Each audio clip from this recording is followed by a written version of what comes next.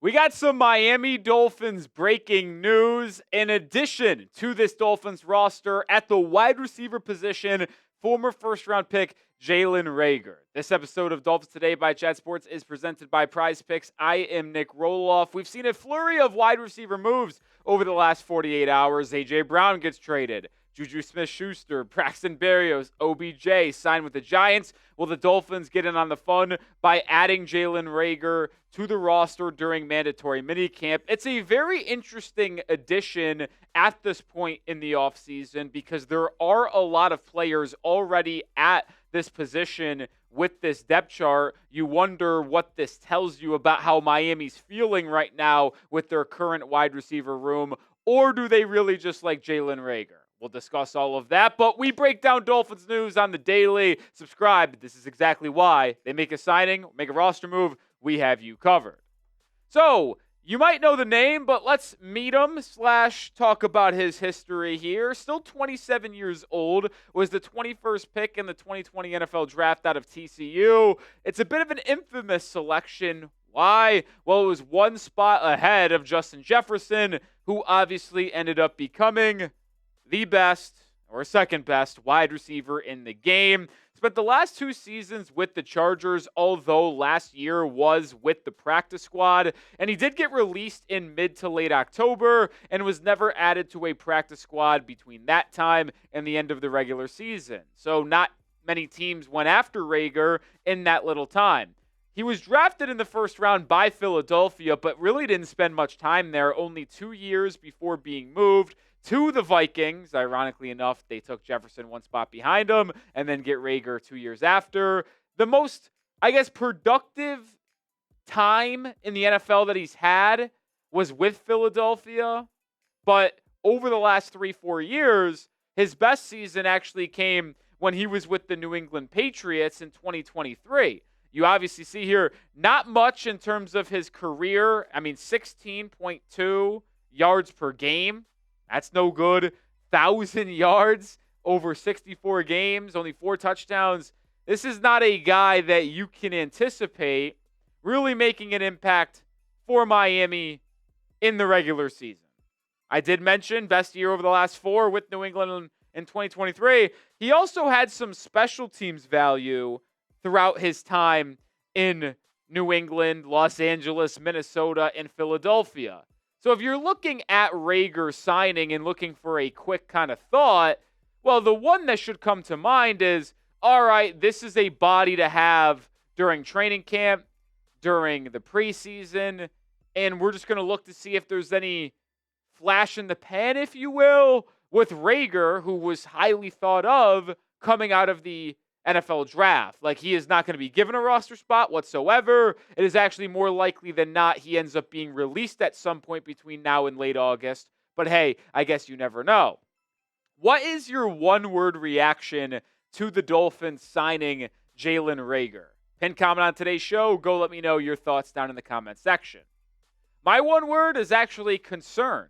And it's not because of Jalen Reagor, but to me, if the Dolphins are signing a wide receiver, although not much of a big name, or I guess not a big name, not much of a big impact player, what does that tell you about how they feel about your current wide receiver room, who have not really shown much so far through the first 2 weeks of OTAs and day 1 of minicamp? Well, a full minicamp breakdown, by the way, tomorrow morning, so be on the lookout, but this takes some precedent and takes the front of the line, if you will, if the Dolphins make a roster move.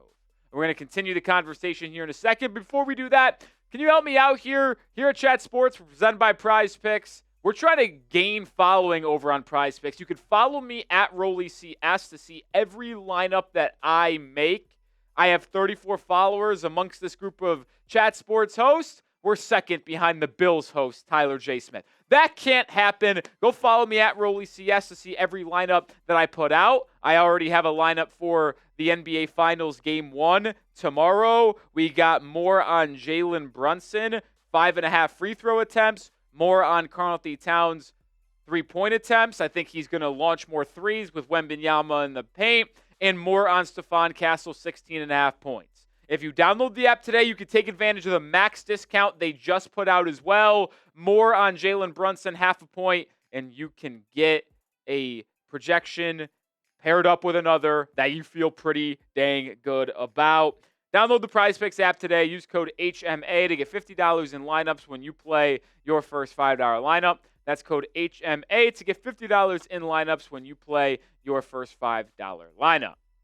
Going back to the Dolphins wide receiver room, I slot Jalen Reagor in there, maybe around wide receiver 8 on this roster. I wouldn't put him above the veterans of like Tolbert, Atwell, Malik Washington. I really wouldn't put him over the rookies like Chris Bell, Caleb Douglas, or Kevin Coleman Jr. Heck, I'd probably still have Theo Wease Jr., the UDFA from a year ago, ahead of him on this group. But then that's where Reagor comes in, competing with Tahj Washington, Terrace Marshall Jr., Donovan McCulley, AJ Henning. Now, one thing Reagor does have going for him is that he does have some special teams value. Now, you already have two guys in Malik Washington and Kevin Coleman Jr. on this wide receiver room that have return kicks and have return punts in the NFL in their college careers. But over the first 5 seasons of Reagor's career, got a ton of snaps on special teams. You see, primarily used as a kick returner, but did get 66 punt return snaps in 2021, 62 punt return snaps in 2022, 13 as a rookie in 2020 in Philadelphia. So he has been used as a special teams return man in the past. And actually in 2023, he had, fun fact, the final kick return touchdown for the pre-kick rules.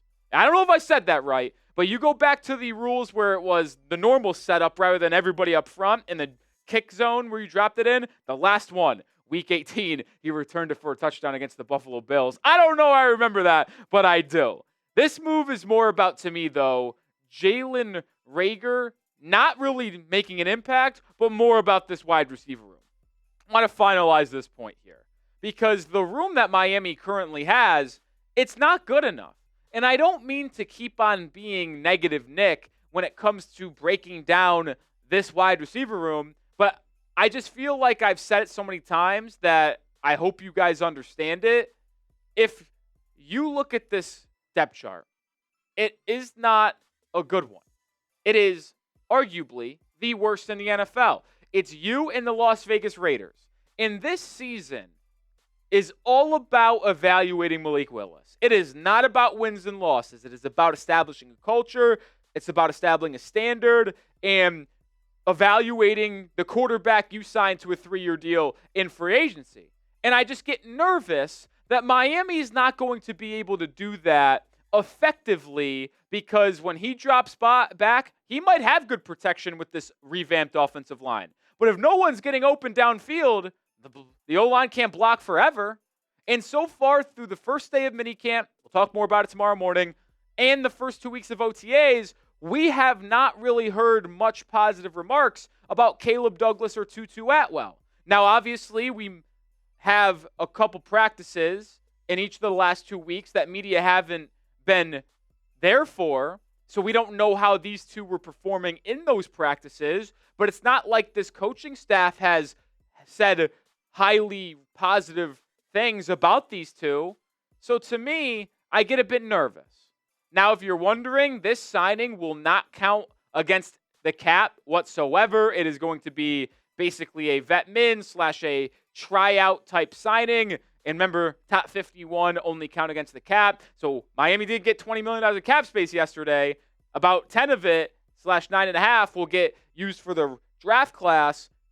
Jalen Reagor won't count for that. So that doesn't really mean anything there. Miami still has cap room if they want to go out and make another signing on the defensive side of the football field or make a trade that takes in some cap. We talked about some targets earlier today. Go back and watch that video if you haven't already. But once again, I just do not see this wide receiver room being good enough for the Miami Dolphins. And I think Miami feels that way a bit, which is why they added Jalen Reagor. It's not like Jalen Reagor is some star that's going to start for this team. It's not the case whatsoever. They just wanted to add some more depth and competition into this room. All right, we'll have a video out tomorrow breaking down mandatory minicamp day 1. That will go out in the morning. And in the afternoon, we have a mandatory minicamp day 2 breakdown. So a lot of news to discuss tomorrow around minicamp. Make sure you're subscribed for all Dolphins news.